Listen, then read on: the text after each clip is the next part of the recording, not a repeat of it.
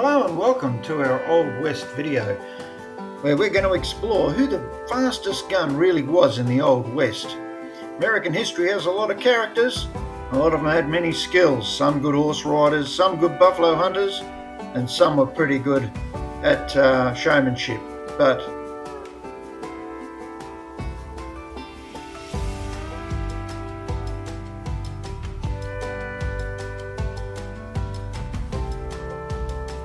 in this episode, we're going to look at Billy the Kid and his saga and what happened around about the time that he lived. So sit back, relax, grab a coldie from the fridge and enjoy.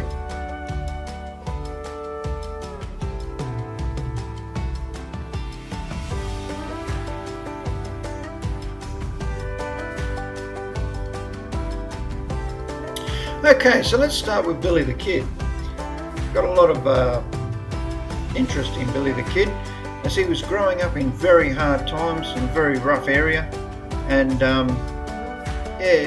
needs to be admired a little bit for how he had a lot of sand, as they used to say, to stand up for himself and might end up dead sooner than he did.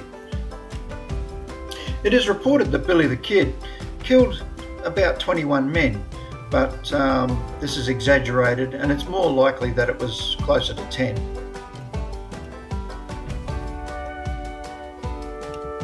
Billy the Kid unfortunately got caught up in the Lincoln County Wars when an affray came to be between two factions, James Dolan and John Tunstall. Dolan was affiliated with Lawrence Murphy, and the two of them kind of ran the town along with the help of Sheriff Brady. John Tunstall wasn't as squeaky clean as the movies would have us believe. He was just as bad as Dolan, really. They both had gangs. John Tunstall had the regulators, and Dolan, he had his own gang of enforcers as well that were deputies to the Lincoln County Sheriff, so-called deputies, but they were actually just thugs who were doing Dolan's bidding. And this war, Tunstall was definitely trying to put Dolan out of business, and Dolan knew it. Unfortunately, Billy the Kid, well, not unfortunately, but he was very good friends with John Tunstall. And when James Dolan's faction had John Tunstall murdered, under full knowledge of Murphy, of course, because they were all in the same bed together, Billy the Kid took that rather personally, and he and a few other ranch hands that were affiliated with John Tunstall became enforcers who went and tried to bring the culprits to justice. Unfortunately, James Dolan, who was in charge of the other faction, was also aligned with the Lincoln County Sheriff, who was sort of doing his bidding and making things a bit hard for Billy and his mob to sort things out. Murphy and Dolan at this time would have been sitting sipping brandy, quite happy together, thinking that they had sorted things out and had everything going their own way. This, of course, would change, especially if Billy the Kid and the regulators had anything to say about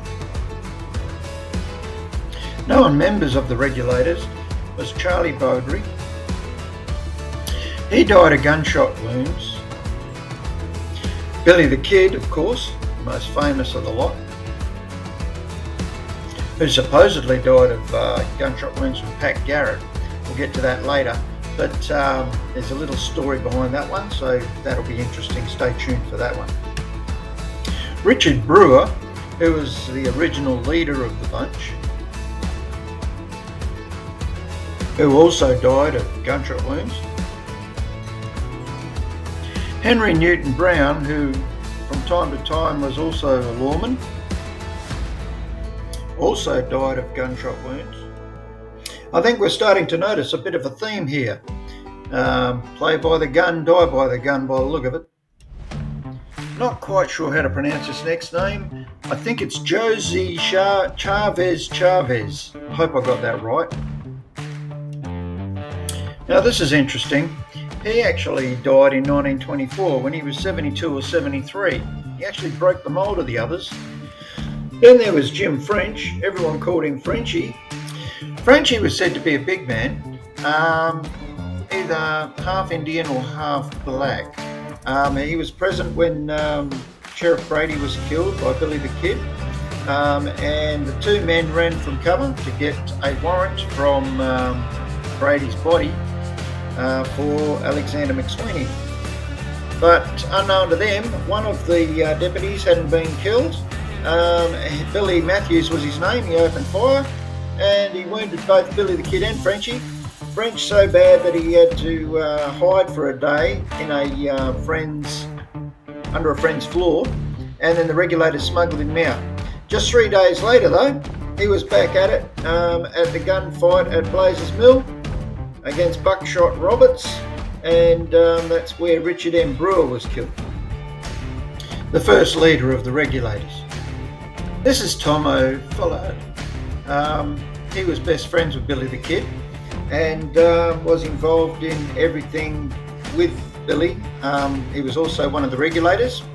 It is said that he was wounded in the shoulder by a gunshot wound while escaping from the McSweety residence, which had been set on fire with Billy the Kid and 3 other of the regulators. He was later shot in the chest by Sheriff Pat Garrett on December 19, 1880 at Fort Summer and he died approximately 45 minutes later.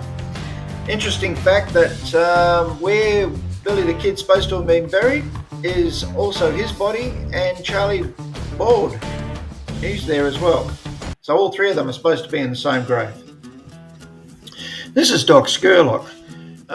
When he was a younger man, he went down to Mexico and got into a card game. A bit of an argument happened over who was winning, and pistols came to bear. The other man that he was arguing with drew first and shot Doc in the mouth. The bullet went through, knocked out his front teeth, went through his mouth and out the back of his neck. Not being seriously injured, Doc returned fire, killing the man who'd shot him. Just goes to show that speed wasn't everything in the Old West. You needed some accuracy as well. Unfortunately for that fella, he found out the hard way. Doc was a member of the regulators, one of the more famous ones, and I'm sure everyone has heard of his name before. Doc was also the third and final leader of the regulators. Everyone thinks Billy the Kid was the leader of the regulators. He wasn't. There was 3 leaders, and Billy wasn't one of them. As mentioned earlier, Billy the Kid was the one who shot and killed Brady, Sheriff Brady.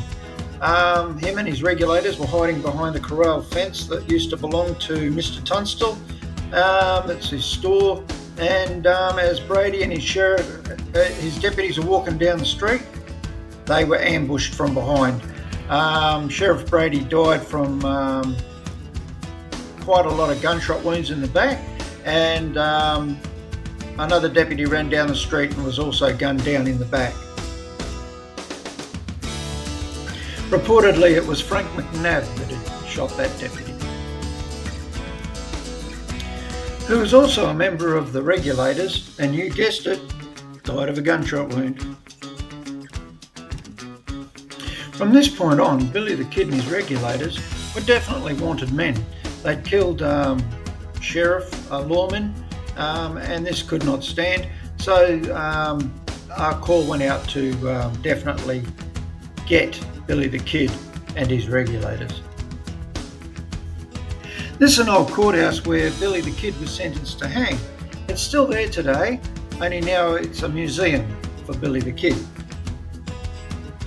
This is another picture of a courthouse that Billy the Kid escaped from, killing 2 deputies as he went.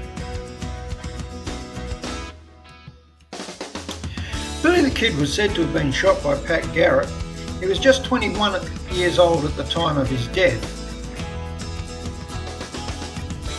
There are rumours that Billy the Kid and Pat Garrett were supposed to be friends.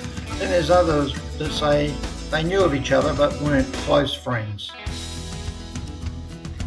There's other rumours that say that they even had nicknames for each other. Big Casino, Pat Garrett, and Little Casino, Billy the Kid. Although this are only rumours, we don't know if it's true or not. Another rumour going around is that they were friends and that Pat Garrett and Billy the Kid came up with his death as a way of getting him out of trouble with the law by faking his death and saying that Pat Garrett had actually shot him and put him in the ground, and Billy was able then to go on and lead a normal life and die as an old man. Again, these are just conspiracy theories and rumours. Billy the Kid met his end in an ambush on July 14, 1881. Pat Garrett shot him to death at the Maxwell Ranch in Fort Summer, New Mexico. Garrett had been tracking Billy for 3 months after the gunslinger's dare escape from the prison where he shot the 2 deputies, just days before his scheduled execution. Now, this is the official word on what happened to him, so I'll let you guys make up your own mind if Pat Garrett and Billy made their own little cahoots to get out of something, or the official is the right one, which is Pat Garrett actually put him in the ground. That is what is known. Pat Garrett later met his end in February 29th, 1908. He was fatally shot on the road from his Bear Canyon Ranch to Las Cruz, New Mexico. Wayne Brazel, a ranch hand, confessed to the crime, claiming self-defense. Sentiment remains divided, with some believing it was self-defense and others suspecting a conspiracy. Garrett died with his boots on, which was fulfilling his own prophecy.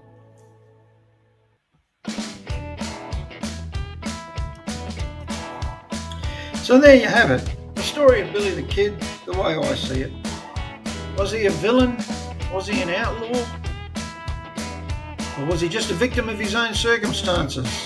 Some would say he's a criminal. Others, well, myself, I think that he just stood up for what he believed in, and he stood up for his friends. And mind, back then in the day, life was cheap and life was ruled by the gun because there wasn't any much law around apart from the gun. So I'll let you guys make up your own minds on him. And but he's still an interesting character either way. Be a villain, be misunderstood, whichever way we look at it. Anyway, till next time, that's going to do it for now. Thanks for watching. Catch you soon.